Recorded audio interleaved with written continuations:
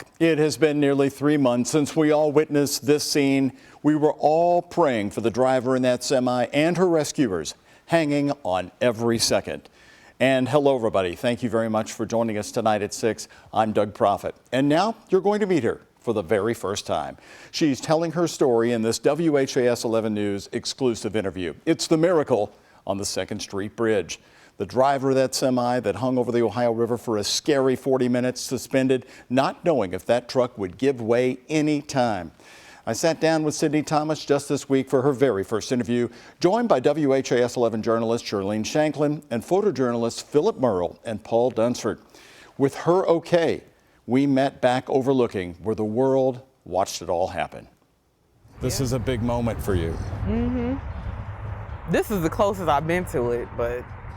Since March 1st? Healing and coming to grips with a true miracle. 26-year-old Sydney Thomas told me that just looking at the 2nd Street Bridge again is a major part of how she's moving forward. Now I'm starting to, heal. Because she knows why she is still here today. Sometimes you pray, and I'm guilty of this. Sometimes I pray and I don't think God is listening.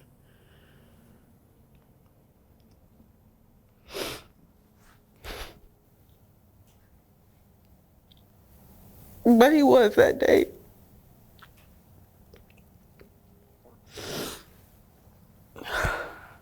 Nearly 3 months after she and her semi dangled right off the side of that bridge, she will return to work for Cisco on June 1st. Is that the first time you've seen it since the accident? This close, yeah. I don't know.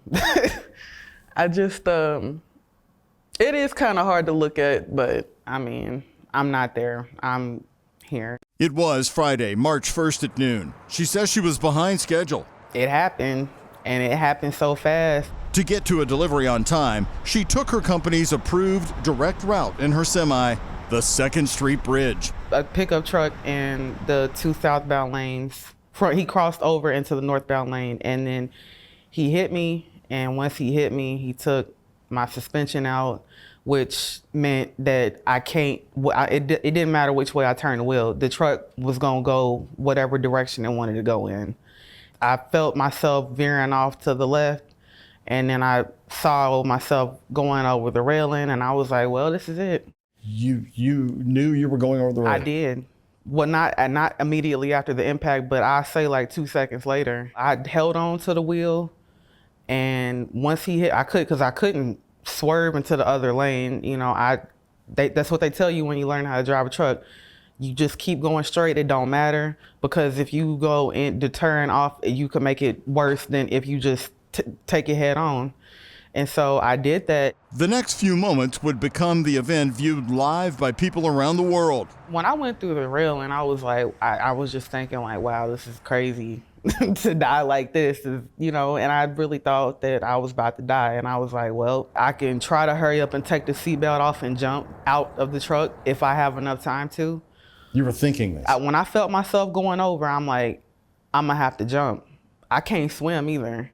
I didn't know how bad it was. I thought that the trailer was still on the bridge. I didn't know that it was like this. And the clock started ticking. Would the semi hold? When it caught the bridge, I froze. But I was thinking of an exit plan, if it was even possible. If it starts going, you're gonna have to move fast. You're gonna have to unbuckle that seatbelt and open that door and jump out, because if not, you're gonna drown. I would rather drown trying to swim than be submerged underneath the water and not be able to get out. Now, for the first time, we're also learning that a man, another driver on the bridge, leaned over the side of it and started shouting down to Sydney, keeping her calm. And I just looked up and I saw people coming towards, the railing, and they was, talking to me. And it was one man, he stayed with me the whole time and talked to me until the firefighters came. But inside the truck cab, all alone, it was a much different story. It's like sitting like this, but the river is right in front of you. And that's what I saw. Yeah. She told me her military training kicked in, and that reassuring voice from above on the bridge continued. I have to be still, because if I move an inch, the truck might shift and fall over. I started praying, and, I kept asking the person I was talking to, how long is it gonna be? Are they on the way? And he kept saying, they on the way, they coming, they coming. When you say you were still and frozen, what do you mean by that? I had my hand on the steering wheel, gripped on it, and I just was trying to, I had my foot on the brake too. And I sat like that for a long time. 40 minutes? Yep. I was trying to just stay calm and just hope and pray that they would be able to get me out, because I didn't think they would be able to. As the scene was broadcast worldwide, her co-workers started calling Sydney's cell phone, which had been thrown right to the floor. Did they think you would answer? I guess so. I guess if, they call it, I guess they thought that I was going to be fidgeting around in the truck, and I'm like, no. She waited for her rescuers. I was like, I can't believe this, that I'm really hanging over the river. And I was in shock. I was like, this is crazy. Suddenly, Louisville firefighter Bryce Carden appeared, suspended in the air next to her window. He was like, are you a praying woman? And I was like, yep. And we just started praying. And their prayers together? I got what I prayed for. Somebody came and got me out of the truck. We were praying, just to get back on the ground and out of harm's way. One scary moment that stunned both of them was when, after 40 minutes, she finally took her foot off the air brakes. They let out a loud bang. He was trying to make sure I stayed calm and I didn't start doing anything that could compromise our safety. He was telling me, it's only gonna be a little bit longer, And then the rescue. There was no open door. He pulled me through the window. They lowered him down. He gave me the harness. I put the harness on, but I still had my seatbelt on. So he had to cut me out of my seatbelt.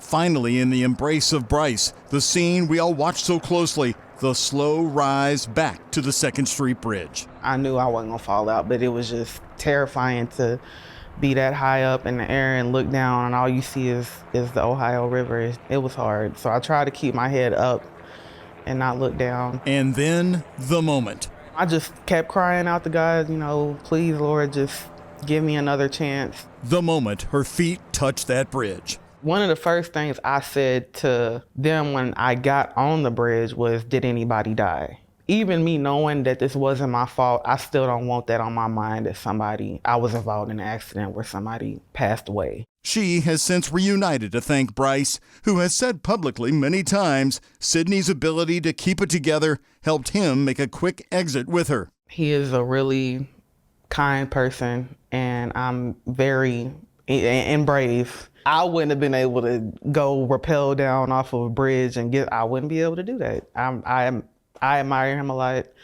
and, I appreciate him. Him and his wife are very kind people. Back to work June 1st, well, she'll ease into it, calling Cisco her extended family. What do you think about driving across bridges these days? As long as it ain't that one, as long as I got enough lanes to move around in and I'm not limited to 2 very narrow lanes, as long as I get across, I'm good.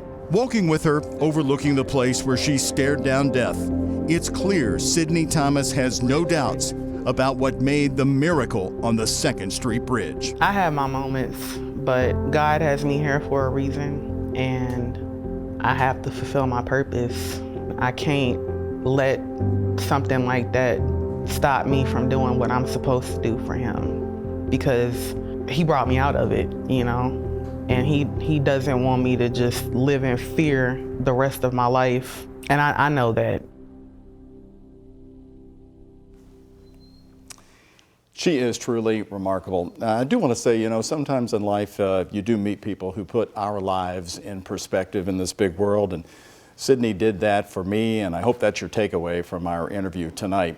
We do want to let you know that Sydney's story does not stop here at 6 o'clock. Coming up all new on the WHAS 11 Night Team, her surprising message for the driver, Trevor Branham, who police say caused the crash. You're also going to meet her dad, Mark, her rock. He's an 18-year semi-truck driver.